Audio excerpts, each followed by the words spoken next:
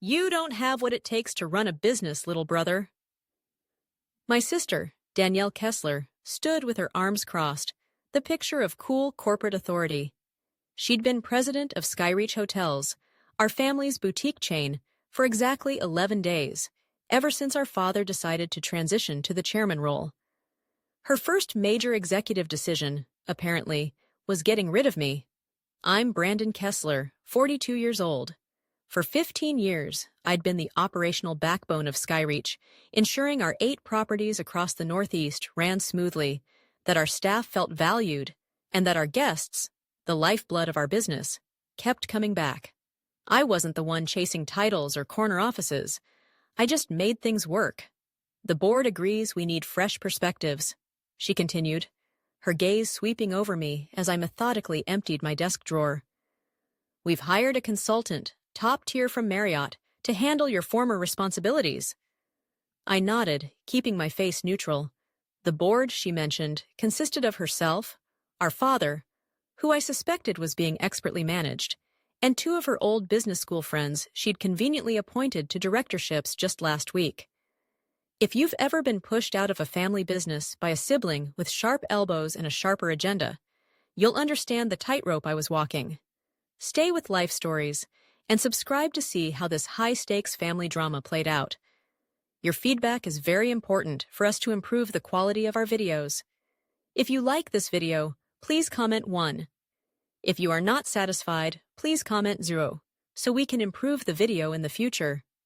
Thank you. Danielle had always been the polished face of Skyreach Hotels, charming investors at galas, delivering keynote speeches at industry conferences, effortlessly taking credit for the steady growth I'd quietly engineered behind the scenes. Meanwhile, I was the one handling the messy supplier negotiations, managing the complex, often over-budget renovations, and painstakingly building genuine relationships with our hotel staff, from general managers down to the housekeeping crews. It was the unglamorous, roll-up-your-sleeves work that actually kept us profitable and our guest satisfaction scores high. You'll get 6 months severance, she added, glancing impatiently at her expensive watch. Human Resources has all the paperwork ready for your signature. I carefully placed my collection of family photos into a simple cardboard box, taking care not to let anything crack.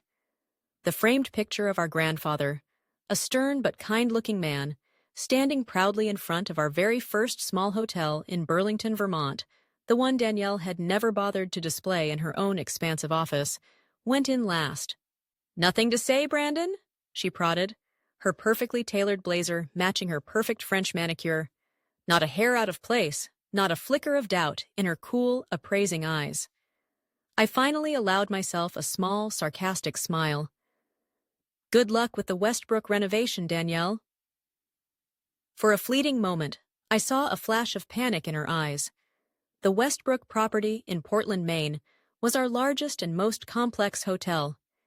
Its much-needed, multi-million-dollar renovation was already significantly behind schedule and bleeding money, a massive, tangled problem she would now have to solve without me, the one person who understood every beam, every pipe, every delayed shipment in that historic building.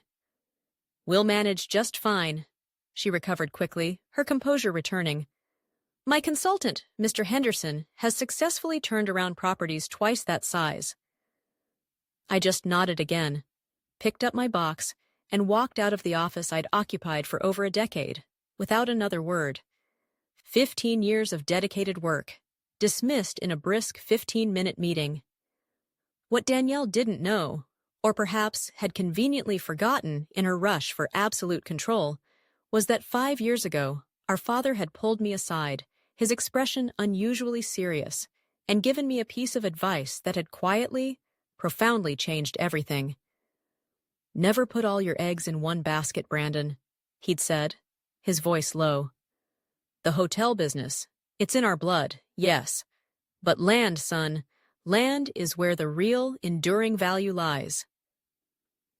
It was advice I'd taken to heart. While Danielle was busy collecting accolades, expanding her LinkedIn network, and strategizing global domination, I had been quietly, diligently making moves, securing foundations, As I drove away from our corporate office in Boston that crisp autumn afternoon, I wasn't particularly worried. I was patient. And I knew, with a certainty that settled deep in my bones, that patience, and some carefully structured legal agreements, would pay off handsomely when the lease renewals for our most critical properties came due in just 3 short months. I grew up literally watching my father build Skyreach Hotels, transforming that single, struggling property in Burlington into a respected regional chain known for its quality and service. While Danielle, even as a teenager, eagerly shadowed him at industry events and schmoozed with potential investors, I preferred following our head maintenance engineer, old Mr. Abernathy, through the labyrinthine back hallways, boiler rooms, and laundry facilities of our hotels. I was fascinated by how these complex buildings actually functioned, the intricate systems that kept them alive. By the time I was 16, I could troubleshoot a malfunctioning HVAC system, diagnose a plumbing emergency, or negotiate favorable terms with linen suppliers as effectively as any seasoned adult on our payroll. Your sister, Danielle, she sees the big picture, the grand vision, my father would often say, not unkindly. You, Brandon, you see the critical details, the nuts and bolts, that make that big picture possible. You both have your strengths. It was a balance, he believed, that worked, that would ensure the future of Skyreach. Until, of course, it didn't. As our father began to age, Danielle's ambition grew exponentially. She started bringing in those slick, expensive consultants who produced glossy, jargon-filled reports suggesting endless organizational restructuring. She talked incessantly about national expansion, celebrity partnerships, and lifestyle branding. Sometimes, listening to her presentations, I wondered if she actually remembered that we were fundamentally in the business of giving people a clean, comfortable, safe place to sleep for the night. 5 years ago, when our father first started seriously mentioning stepping back from day-to-day operations, I saw the writing on the wall. Danielle was positioning herself for the takeover. During a routine review of our corporate finances around that time, I noticed something that gave me pause. Our 3 most profitable, iconic properties, the original in Burlington, the charming historic hotel in Portland, and the flagship Westbrook, were all operating on land that Skyreach Hotels leased, rather than owned. The original landowners had been elderly individuals when my grandfather and father signed those initial 99-year leases decades ago. Now their heirs, often large, impersonal trusts or disparate groups of descendants, were looking to sell or maximize the value of those prime real estate assets. "It's a vulnerability, Dad," I told him over lunch one day at his favorite old-school steakhouse. "A big one. If someone buys that land out from under us and then dramatically raises our lease rates when the current agreements expire, we're stuck. We could lose those flagship properties." He nodded slowly, his brow furrowed. "I know, Brandon. I've been meaning to address that. But with the new property we're developing in Providence taking up all our available capital, I could buy them, Dad," I said carefully, an idea that had been forming in my mind for weeks. "Personally, with my own savings and financing.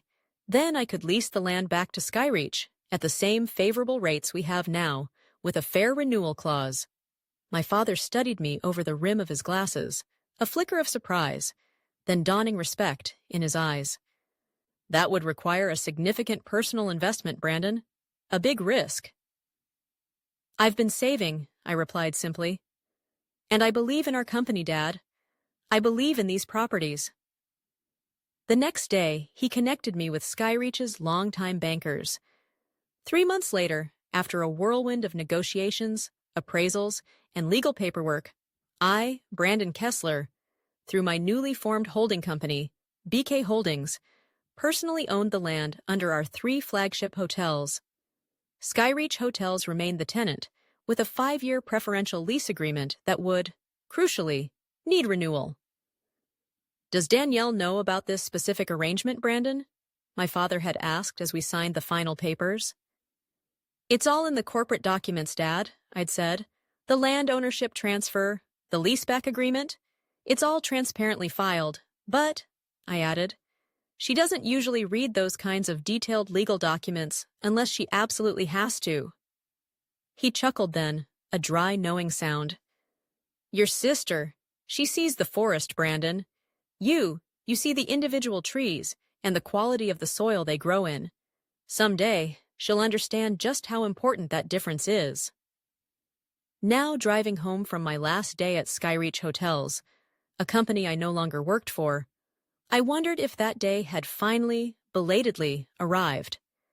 I hadn't missed the subtle, then not-so-subtle, changes over the past year.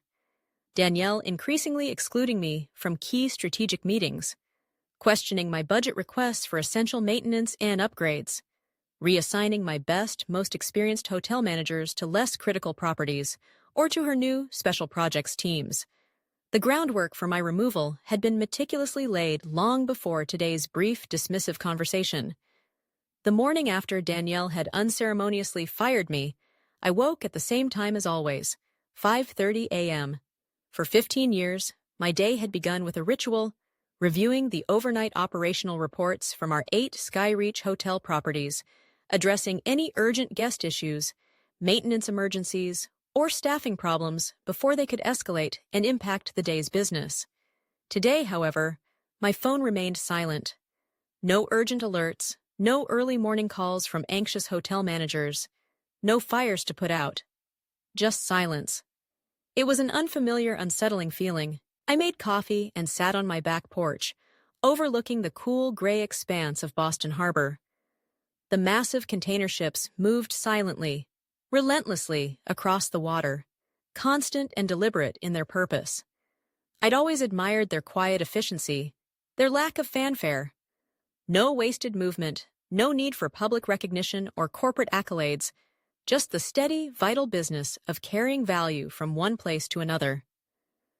My phone buzzed on the small table beside me. A text message from Miguel Rodriguez, our invaluable head of maintenance at the troubled Westbrook property in Portland. Brandon, heard what happened. So sorry, man. Their loss. Big time. That new consultant Danielle hired? He's already down here, making changes, cutting corners on the renovation materials. Not good. Not good at all. I typed back a simple, "Thanks, Miguel, appreciate it," but didn't offer any advice, didn't ask for more details. Not my problem anymore, I told myself, though the familiar knot of responsibility tightened in my gut. Another message came through, this one from our father. Breakfast at Rosie's. 8 a.m.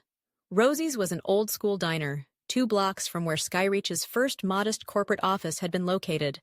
We hadn't eaten there together in years, not since Danielle had insisted all important family business discussions happen at exclusive, expensive downtown restaurants. When I arrived, Dad was already settled in a worn corner booth, looking older, more careworn than I remembered from just a few weeks ago. He nodded curtly as I sat down, the silence stretching between us. "She told me after the fact, Brandon," he said finally, his voice low, without preamble. After she'd already made the decision, already had HR prepare the papers. "I would have handled it differently," he added, his gaze fixed on the chipped Formica tabletop. "But you didn't stop it, Dad," I observed, not as a question, but as a statement of fact. He sighed heavily, stirring his black coffee with a clattering spoon. Danielle thinks Skyreach needs to evolve, Brandon. Become more corporate, more streamlined, less old-fashioned family-style management, as she puts it." "And you agree with that assessment?" I asked. He paused, choosing his words with uncharacteristic care. I think your sister has a vision for growth, for national expansion, that the new board members, her friends, find very compelling. They see her as the future of Skyreach." The waitress, a woman named Flo, who'd probably been working at Rosie's since before I was born, brought our usual orders without even asking. Black coffee and blueberry pancakes for him, 2 eggs over easy with rye toast for me. Some things, at least, hadn't changed. "The land, Brandon," Dad said quietly after Flo had bustled away. His eyes met mine, a new intensity in their depths. "Danielle, She doesn't fully understand the details of those lease arrangements for Burlington, Portland, and the Westbrook. I carefully cut my eggs, my expression unreadable. The corporate documents explain everything quite clearly, Dad. The lease agreements, the ownership structure of BK Holdings, the payment schedules. It's all there, in black and white. You know your sister, Brandon, he said, a hint of exasperation in his voice. She doesn't read the fine print unless her lawyers force her to. She sees the big picture, the grand strategy, the details. She leaves those to others. He gave me a pointed look. Those lease renewals, they come up soon, don't they? 3 months, I confirmed, meeting his gaze steadily. Just under. I've already spoken with my lawyer, Patricia, about preparing the new terms. My father set down his fork, his breakfast forgotten. What are you planning, Brandon? What kind of terms? The question hung between us, heavy and unspoken, in the sudden quiet of that old diner booth. In that moment, I realized I'd been expecting this conversation for years, unconsciously preparing for it, ever since I'd made that first bold move to secure the land under our most valuable assets. The quiet, reliable son, the one always in the background, finally, unexpectedly, holding all the cards. I had imagined this moment would bring a sense of satisfaction, perhaps even vindication.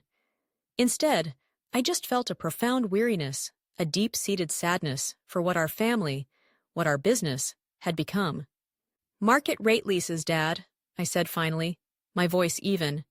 Fair market value, nothing more, nothing less. Standard commercial terms, 20-year agreements, with appropriate escalation clauses. He nodded slowly, the implications sinking in. That will significantly impact Skyreach's operating costs, Brandon. Dramatically. Yes, I met his gaze again, unwavering this time. Yes, it will. We finished the rest of our breakfast in a strained, uncomfortable silence. As we stepped out of the diner into the bright Boston morning, he placed a hand on my shoulder, a rare gesture of paternal affection. Your sister, Brandon, he said, his voice tinged with a sadness that mirrored my own. She sees business as a game to win, a series of conquests. You've always seen it as a foundation to build on, something solid, something lasting. Don't ever forget that difference, son. It matters. I watched him walk away, his shoulders slightly stooped with an age I hadn't fully noticed until now. And for the first time, I saw clearly what had been right in front of me all along. This wasn't just about Danielle underestimating me, or about her ambition eclipsing her judgment. It was about our father, in his desire for peace, in his reluctance to confront Danielle's relentless drive, enabling a rift that had been slowly, inexorably growing between his children for decades. I returned home and went straight to my home office. On the wall hung the original framed architectural plans for our first Burlington hotel, the one my grandfather had bought, the one my father had transformed. The plans I had painstakingly studied when I purchased the land beneath it 5 years ago. It was time, I realized, to stop reacting and start focusing on my own foundations. 2 weeks after my dismissal, Danielle finally called. I let it go to voicemail, then listened to her carefully measured, almost professionally detached message. Brandon, this is Danielle. We need to discuss the ongoing transition. Some critical files appear to be missing from the shared drive, and Mr. Henderson, the consultant, requires additional context on several operational matters. Please call me back at your earliest convenience. No apology, no acknowledgement of the fact that she'd summarily fired her own brother after 15 years of dedicated service. Just business as usual, as if nothing of consequence had happened. I deleted the message and spent the rest of the afternoon meeting with an old college friend who'd become a successful commercial real estate developer, exploring potential new ventures, entirely unrelated to the hotel industry. The next day, she didn't bother calling. She simply appeared at the door of my Boston condo. When I opened it, she brushed past me into the living room, her power suit immaculate, her expression impatient. You're ignoring my calls, Brandon, she stated, not a question. I'm respecting your decision to remove me from all company business, Danielle, I replied, remaining standing by the door while she, uninvited, settled onto my sofa. What files exactly are you missing? The vendor contracts? The detailed maintenance schedules for all 8 properties? The complete updated renovation plans for the Westbrook? The ones your consultant seems to be struggling with? She frowned, a slight tightening around her perfectly lipsticked mouth. And certain financial documents. There seems to be a gap in our understanding of the property lease information for Burlington, Portland, and the Westbrook. Everything is on the company's shared drive, Danielle, I replied, my voice even. Organized by property, then by department, then chronologically, just like it always has been. A system I personally designed and implemented years ago. Well, your organization system, as you call it, isn't exactly intuitive for new personnel, she snapped, her designer heel bouncing with irritation. And your replacement, Mr. Henderson, needs more direct context from you to get up to speed. I walked over to my kitchen counter and poured myself a cup of coffee, deliberately not offering her one. My replacement, I said, turning back to face her, is a highly paid hospitality consultant from Marriott who, as you so confidently informed me, has successfully turned around properties twice the size of anything Skyreach owns. I'm quite sure he can figure out a basic filing system. Her eyes narrowed at hearing her own dismissive words thrown back at her. This clearly wasn't going the way she had planned. This isn't helpful, Brandon. The company needs— I don't work for the company anymore, Danielle, I interrupted, my voice quiet but firm. Remember? She stood abruptly, smoothing the skirt of her expensive suit. Fine. If you're going to be difficult, I'll simply have our legal department formally request all necessary documents and cooperation from you. Do whatever you feel you need to do, Danielle, I said, walking towards the door, indicating our conversation was over. A week later, a thick, certified letter received from Skyreach's high-powered Boston law firm, formally requesting any and all documents, notes, and materials, both physical and digital, pertaining to company operations and property management that might still be in my possession. I forwarded it to my own attorney, Patricia, who responded to them with a detailed list of everything that was already available on Skyreach's company servers, and a polite but firm reminder that any personal notes, personal files, or materials developed on my own time were my private property and not subject to their request. Meanwhile, I started receiving discreet calls from concerned Skyreach employees. The new consultant, Henderson, was indeed implementing sweeping efficiency measures, cutting staff hours across all departments, deferring all non-essential maintenance, replacing long-time trusted local suppliers with cheaper, often less reliable, national alternatives. Morale, they said, was plummeting. And, more alarmingly, guests were beginning to notice, with complaints about service and upkeep starting to appear on travel review websites. Rather than any sense of satisfaction at Danielle's struggles, I felt a strange, persistent hollowness. These were people I'd worked alongside for years, some of whom I'd personally hired and mentored. Their livelihoods, their professional pride, were being threatened by my sister's misguided vision and my own forced absence. Then came the email that I knew, sooner or later, must arrive. It was from Skyreach's property insurance provider, a blandly worded request for clarification on recent ownership changes affecting 3 key insured properties, Burlington, Portland, and Westbrook. Apparently, Danielle, or someone on her team, had attempted to update the insurance policies for these flagship hotels and had finally, belatedly, encountered the legal truth of their ownership structure. The company, Skyreach Hotels, didn't actually own the land under its 3 most profitable, most iconic properties. I did. I forwarded the email to Patricia without responding directly to the insurance company. Let the lawyers handle it. The next morning, my father called, his voice tight with a mixture of confusion and dawning anger. Did you know, Brandon? Did you know that Danielle doesn't actually read detailed legal documents unless she absolutely has to? Yes, Dad, I said quietly. I was aware of that particular trait. There was a heavy sigh on the other end of the line. She's called an emergency board meeting for tomorrow, Brandon. She's furious. Says you've deliberately hidden critical information from the company, that you've somehow defrauded Skyreach. Nothing was hidden, Dad, I replied evenly. Every lease agreement, every land title transfer is properly documented, publicly filed, and has been available in the corporate records for the past 5 years. The company has been paying me rent through BK Holdings for those 5 years. She signed off on those payments. Paying you? He sounded genuinely confused, completely taken aback. The accounting department shows those regular payments going to BK Holdings.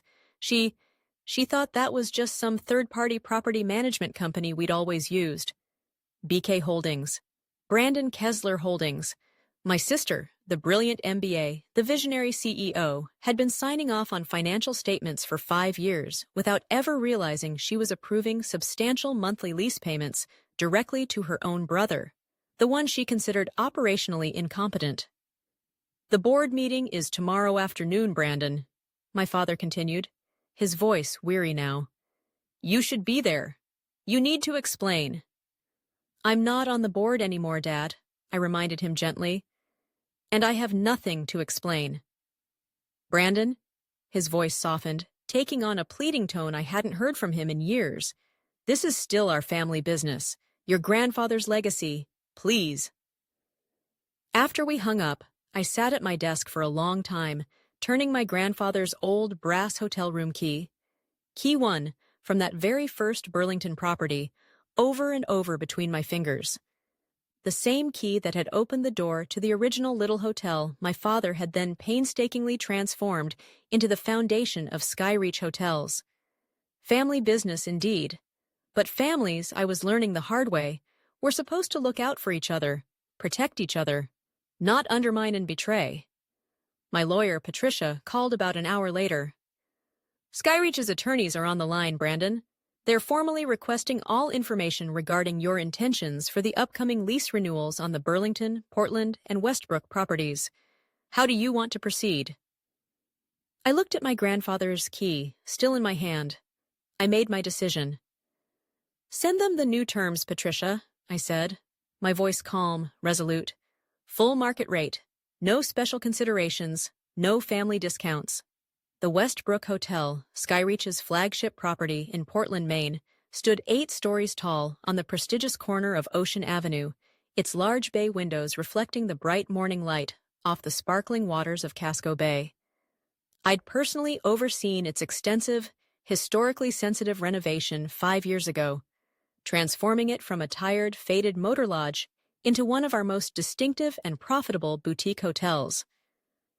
Now, I sat in my rental car across the street, watching a steady stream of guests pass through its grand entrance, blissfully unaware of the corporate drama unfolding behind its elegant facade. My phone buzzed with a text message from Patricia, my lawyer. They've received the new lease terms. Expecting a formal response by end of day. I'd known the numbers would shock them.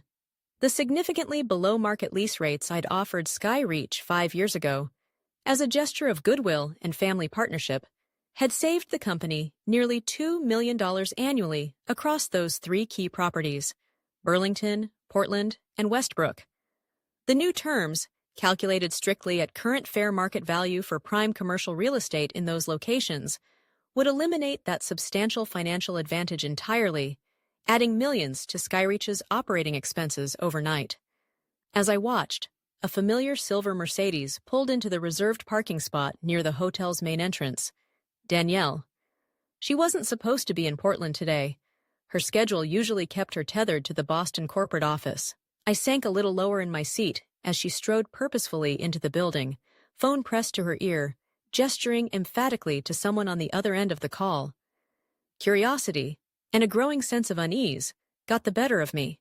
I called Miguel Rodriguez, the Westbrook's longtime head of maintenance, a man I trusted implicitly. Your sister's on the warpath, Brandon, Miguel answered, without even a greeting, his voice low and conspiratorial. She's here for an emergency inspection. Brought that new slick consultant Henderson with her, too. What are they looking for, Miguel? I asked. Property documents mostly, original blueprints, structural assessments, that sort of thing. Henderson was muttering something about a full structural integrity assessment and alternative use valuation. Miguel lowered his voice further. Between us, Brandon, I think they're trying to figure out if they can somehow challenge your ownership claim on the land, or maybe find a loophole to break the existing lease before the renewal kicks in. After thanking Miguel, I drove straight to the Portland Public Records office. Using my laptop and the public access terminals, I pulled up the original deed transfers for the Westbrook property, the detailed property surveys, the meticulously filed lease agreements between BK Holdings and Skyreach Hotels. Everything was perfectly legal, properly filed, ironclad. As expected. What I didn't expect was what I found when I started idly browse the adjacent county records, purely on a hunch. A series of permit applications filed 2 years ago by Danielle, using her married name, Danielle Kesler Sterling. Development permits for a large-scale, new-build commercial property on a prime parcel of undeveloped oceanfront land just outside Portland city limits. I checked the business entity listed on the permits, Kesler Vision LLC, not Skyreach Hotels. A completely separate company, with my sister, Danielle Kesler Sterling, listed as the sole proprietor, the only managing member. Further digging over the next hour revealed similar development permits under the same Kesler Vision LLC in Burlington, Vermont, and near our other key leased property in Providence, all for proposed new hotel developments, all in direct competition with existing Skyreach locations. The realization hit me like a physical blow, winding me. For years, while I'd been faithfully, diligently managing our family's hotels, ensuring their profitability, maintaining their quality, Danielle had been secretly, systematically planning to launch her own competing hotel chain. She hadn't fired me simply because she thought I was incompetent or old-fashioned or an obstacle to her fresh perspective. She'd fired me because I was fundamentally in the way of her true, deeply hidden ambitions. I called Patricia immediately from the parking lot of the records office. "Patricia," I said, my voice tight with a cold, simmering rage I hadn't felt before, "I need you to look into a company called Kesler Vision LLC. Urgently." 2 days later, Patricia and her team had the full, ugly picture. Danielle had been actively courting private investors for her own independent luxury hotel brand for nearly 3 years. Her detailed business plan for Kesler Vision LLC, which Patricia had managed to obtain through a well-placed contact in the investment banking world, explicitly mentioned leveraging existing operational expertise and established clientele developed at Skyreach Hotels, and strategically targeting underserved segments within the same premium markets where Skyreach's most successful legacy properties currently operate. It was a clear, premeditated plan to cannibalize her own family's business. The morning of the emergency Skyreach board meeting, the one Danielle had called to address my unreasonable lease renewal terms, I received a call from an unexpected source. Vincent Ross, one of Danielle's old business school friends, one of the 2 new directors she had appointed to the Skyreach board. "Brandon," he said, his voice devoid of its usual smooth confidence, "I've seen the lease renewal terms from BK Holdings, and I've also heard some disturbing rumors about an entity called Kesler Vision LLC. "They're not just rumors, Vincent," I replied calmly. There was a long, heavy pause on the other end of the line. "I respected your father a great deal, Brandon," Vincent said finally. "That's the only reason I agreed to join this board, to help ensure his legacy." Another pause. Danielle assured us that you were stepping away from Skyreach voluntarily, that you wanted to retire early to explore other, less demanding opportunities." "Did she happen to mention her own other opportunities, Vincent?" I asked pointedly. A heavy sigh. No, she did not. "That's why I'm calling you now, off the record." I heard the shuffle of papers. "The board meeting is at 2 this afternoon. I think you should know that Danielle is going to formally propose that Skyreach sell the Westbrook, Burlington, and Portland hotel properties immediately. She's going to argue that your new lease terms make them financially unprofitable for Skyreach to continue operating." The final piece of her treacherous puzzle clicked into place. She wanted Skyreach to sell off the hotels, its most valuable assets, so that her new company, Kesler Vision LLC, could potentially acquire them at distressed prices. She'd get the buildings, the operations, the staff, everything except the land, thus creating a complicated but ultimately beneficial situation where her new venture would become my tenant, but on her terms, after she'd likely manipulated the sale price downwards due to the onerous new land leases. "Thank you for telling me this, Vincent," I said, a cold resolve settling over me. "I didn't tell you anything, Brandon," Vincent replied, his voice flat. And then he hung up. I sat there for a very still, very long moment, the cold rage from 2 days ago now replaced by an icy, focused clarity. This wasn't just business anymore. This was a profound betrayal, on a level I hadn't imagined even Danielle was capable of. Instead of heading to the Skyreach Hotels emergency board meeting that afternoon, I caught the first flight to New York City. My destination, the sleek, imposing headquarters of Commonwealth Hotels, one of the largest and most respected hospitality chains in the country. I had a previously scheduled introductory meeting with their CEO, Julian Hayes, a sharp, innovative leader I'd crossed paths with at various industry events over the years. He'd once, half-jokingly, attempted to recruit me to Commonwealth, impressed by Skyreach's consistent performance in the Northeast boutique market. At the time, I'd politely declined, citing my loyalty to my family's business. Now, that loyalty felt profoundly, painfully misplaced. "Interesting timing for this visit, Brandon," Julian Hayes remarked with a knowing smile as we settled into his expansive corner office overlooking Central Park. "I just heard this morning that Skyreach Hotels is considering divesting some of its key Northeast properties. News, especially bad news involving a competitor, traveled with astonishing speed in the hospitality world. 3 specific properties, Julian," I confirmed, getting straight to the point. "Burlington, Portland, and Westbrook, arguably their most profitable and iconic ones." He leaned forward, his expression keen. "And you, Brandon, if my sources are correct, just happen to personally own the land beneath all 3 of them." I nodded. "A situation my sister, Skyreach's current president, failed to fully appreciate until very recently." Julian's smile was all business now. "So, what exactly are you proposing, Brandon?" "A partnership, Julian," I said, sliding a meticulously prepared folder across his polished desk. "Commonwealth Hotels acquires the Skyreach Hotel buildings, the operations, the staff, the branding rights. When Skyreach inevitably sells them under duress, I, as the landowner, maintain ownership of the land itself, but I offer preferential long-term lease terms to Commonwealth, significantly better than current market rate, in exchange for certain guarantees." While Julian reviewed the detailed financials, current operational data, and my specific proposal, I gazed out at the breathtaking panoramic view of the park. 15 years I'd poured into Skyreach Hotels, and I'd never once had an office with a view even remotely like this. Danielle, of course, had always insisted that the best office spaces, the ones with the views, were needed for client-facing meetings and, naturally, for her own expansive presidential suite. Always the public face of the company, always front and center. "These 3 properties fit very neatly into our existing Northeast expansion strategy, Brandon," Julian said finally, looking up from the folder, his eyes sharp.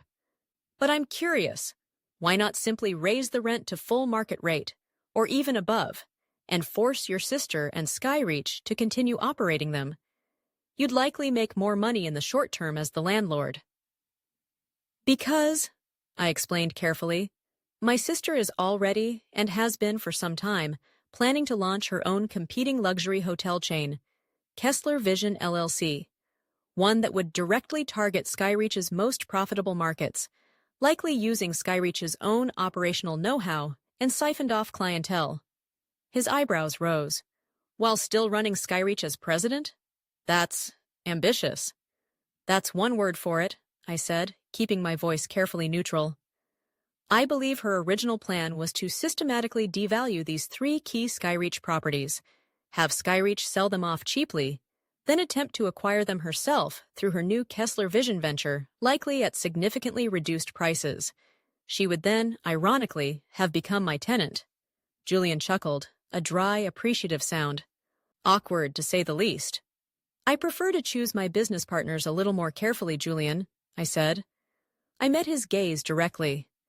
Commonwealth Hotels has an excellent reputation for retaining existing staff during acquisitions and for investing in property upgrades. That matters deeply to me. These are good people, loyal people, who have worked at these hotels for years. They deserve stability and respect. Julian studied me for a long moment, then nodded. Family business can be complicated, Brandon.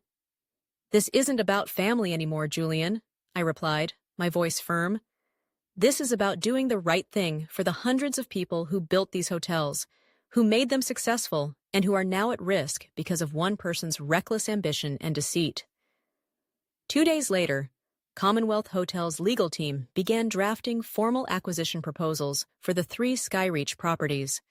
Meanwhile, I discreetly contacted Miguel Rodriguez at the Westbrook and other key staff members I trusted at the Burlington and Portland locations, quietly informing them of potential upcoming changes and assuring them that, if Commonwealth was successful, their positions would be secure, their value recognized.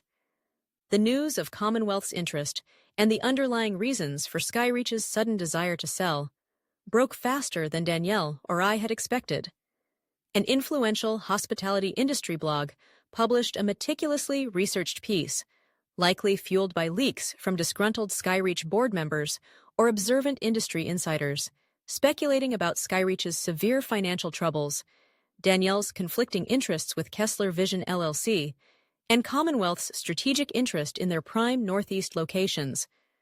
Danielle's response was immediate and predictable. A company-wide email vehemently denying any plans to sell the properties and reaffirming Skyreach's strong and stable market position. Then my father called, his voice weary, defeated. The Skyreach board officially rejected Danielle's proposal to sell the properties this morning, Brandon. Good, I said simply.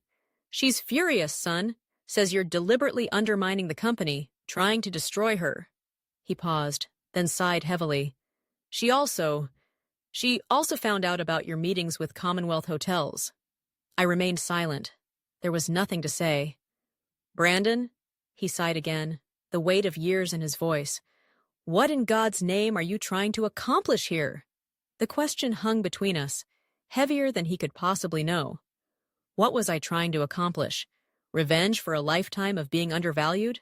Justice for a blatant betrayal? Or something more fundamental, more lasting? A reckoning, perhaps, long overdue. I'm protecting what I built, Dad, I answered finally, my voice quiet but clear. The same way you always taught me to. 3 weeks later, Skyreach Hotels stock dropped a catastrophic 12% following a disastrous quarterly earnings report that showed rapidly declining revenues, sharply increasing operating costs due to the new market-rate land leases they now had to contend with, among other issues, and a significant loss of market share in their key Northeast territories.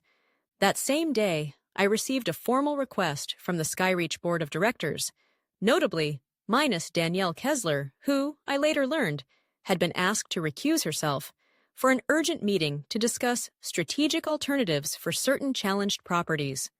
My lawyer, Patricia, and Julian Hayes's formidable legal team from Commonwealth prepared for the meeting meticulously.